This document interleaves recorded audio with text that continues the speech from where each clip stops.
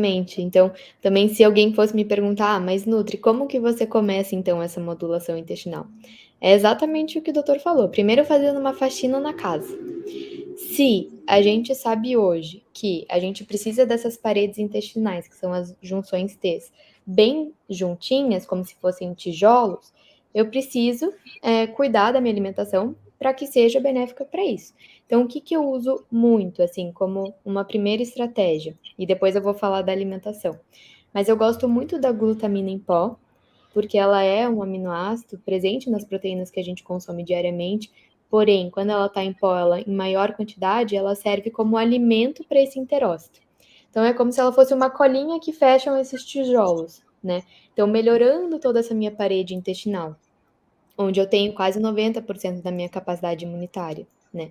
E daí também reinoculando, que é trazendo mais bactérias boas para esse meu intestino relembrar, né, como é as bactérias boas, fazer com que o meu próprio intestino fermente mais compostos benéficos para ainda mais aumentar as minhas bactérias boas, que são os probióticos. E a alimentação, ela entra como substrato para esses probióticos. Então, também, se eu quero começar uma modulação intestinal, eu tenho que começar retirando, na minha opinião, e eu acredito que do doutor também, glúten e caseína, que são as duas proteínas mais inflamatórias que existem na nossa alimentação. O nosso organismo não reconhece a proteína de glúten, do glúten e da caseína. Infelizmente, ainda não é compatível. Então, o glúten, por exemplo, ele foi introduzido na agricultura há 10 mil anos atrás. Num processo genético, né, dos seres humanos, isso ainda é muito pouco. A gente fala, nossa, 10 mil anos, parece muita coisa, mas ainda não é.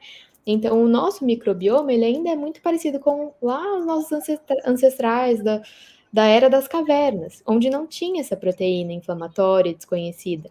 Então, diariamente, quando você consome o glúten, que é a proteína do trigo, é como se diariamente você estivesse dando uma coisa que teu corpo não reconhece, que é muito grande para a nossa parede intestinal, que é muito difícil para digerir, e diariamente esse consumo, tanto do glúten quanto da caseína, que é da proteína do leite, é como se fosse uma britadeira que fica batendo na minha parede intestinal. Então, uma hora ela começa a abrir. E daí, quando começa a abrir, começa toda essa inflamação crônica que o doutor falou.